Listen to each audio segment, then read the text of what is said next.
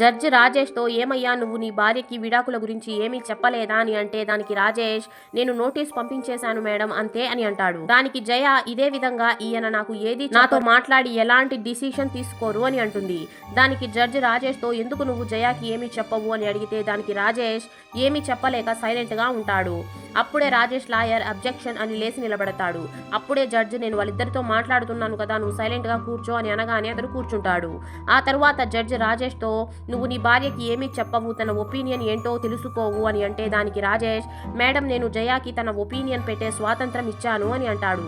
దానికి జడ్జి అవునా స్వాతంత్రం ఇచ్చావా ఎంత ఇచ్చావు అని అడిగితే కొంచెమే ఇచ్చాను మేడం అని అంటాడు. దానికి జడ్జి ఆ అమ్మాయికి స్వాతంత్రం ఇవ్వడానికి నువ్వెవరు అని అడుగుతుంది. అప్పుడే జయ జడ్జితో అసలు కనీసం నాతో ఏ విషయం పైన కొంచెం కూడా ఏమీ మాట్లాడరు ఇంకా నా ఒపీనియన్ గురించి అయితే అస్సలు పట్టించుకోరు అని అంటుంది.